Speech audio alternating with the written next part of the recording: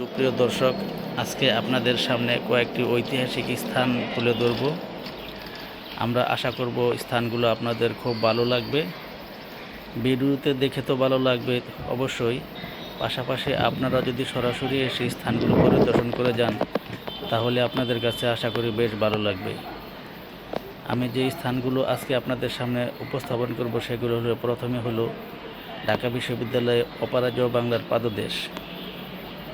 স্বাধীনতা আন্দোলনে আপনারা নিশ্চয়ই জানেন ঢাকা বিশ্ববিদ্যালয় পরিবারের সদস্যরা অত্যন্ত গুরুত্বপূর্ণ ভূমিকা পালন করেছে। তারই ধারাবাহিকতায় ঢাকা বিশ্ববিদ্যালয়ে সমস্ত স্থাপনা ভাস্কর্য নির্মাণ করা হয়েছে। অনেক ভ্রমণ পিপাসু এই অপরাজেয় বাংলার পাদদেশ ভ্রমণে প্রতিদিনই আসেন। আপনারাও অবসর সময়ে এই স্থাপনাগুলো পরিদর্শন করলে অত্যন্ত আনন্দ উপভোগ করবেন।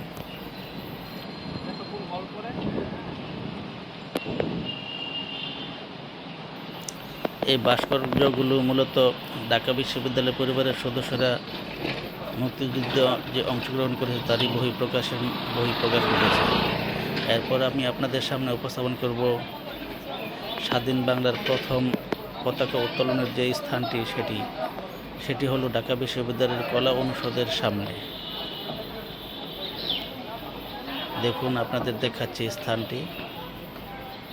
এই স্থানেই 1971 সালের 2রা মার্চ স্বাধীন বাংলার প্রথম পতাকা উত্তোলন করা হয়েছিল। যে পতাকাটি প্রথম উত্তোলন করা হয়েছিল সেটিরই একটা চিত্র কলা অনুষদের 2য় তলায় নির্মাণ করা হয়েছে। প্রতিদিন অসংখ্য ভ্রমণ পিপাসু এই স্থানগুলো ঘুরে ফিরে দেখে যান এবং আনন্দ উপভোগ করেন। দর্শক, আপনাদের কাছে অনুরোধ রইল আপনারা সরাসরি এসে এই স্থানগুলো পরিদর্শন করবেন। আশা করি আপনাদের কাছে বেশ ভালো লাগবে।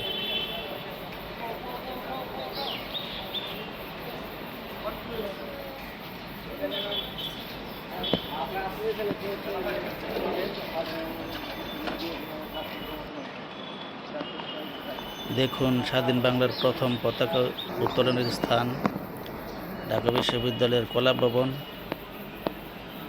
এগুলো দেখার মতো স্থান। অনেক লোকজন প্রতিদিন এখানে আসে বেড়াতে, ঘুরতে, দেখতে। যারাই আসে তাদের অবশ্যই ভালো লাগে। আপনারা অবসর সময় আসবেন, দেখবেন, ঘুরবেন, ইনশাল্লাহ আনন্দ উপভোগ করতে পারবেন। আমি আরও কিছু স্থান আপনাদেরকে দেখাবো, অপেক্ষা করুন।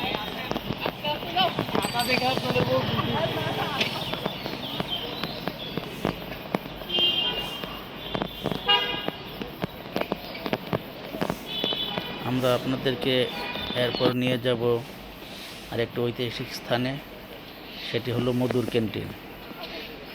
মধুর ক্যান্টিন হলো ঢাকা বিশ্ববিদ্যালয়ের ছাত্র রাজনীতির সূতিকাগার। ঢাকা বিশ্ববিদ্যালয়ের ছাত্র সংগঠনগুলো এই মধুর ক্যান্টিনে বসে আলাপ আলোচনা করে তাদের কর্মসূচি ঘোষণা করে। মধুর ক্যান্টিন ছাত্র রাজনীতির স্থান। এখানে প্রতিদিন শত শত ছাত্র সমবেত হয়। শত শত ছাত্র।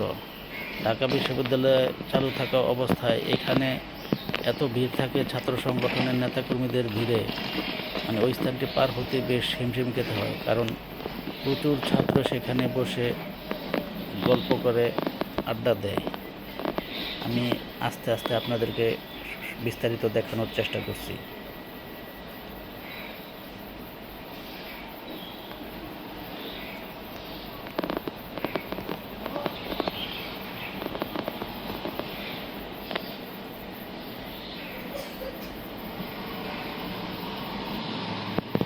যার নামে মধুর ক্যান্টিন নাম করা হয়েছে সেই মধুদার একটি ভাস্কর্য আপনাদেরকে দেখাচ্ছি। তৎকালীন উপাচার্য অধ্যাপক এমাদউদ্দিন স্যার ভাস্কর্যটি উদ্বোধন করেছেন। তার নামে করা হয়েছে মধুর ক্যান্টিন। একজন ঐতিহাসিক ব্যক্তিত্ব। দেখতে থাকুন তার ভাস্কর্য।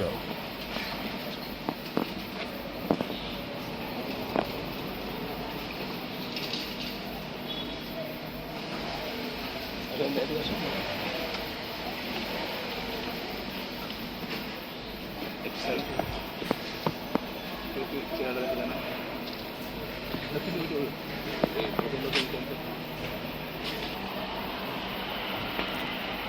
আপনাদের দেখানোর চেষ্টা করছি ঢাকা বিশ্ববিদ্যালয়ের ছাত্র সংগঠন যে কেন্দ্রীয় অফিস ডাকসুর অফিস হলো এটা।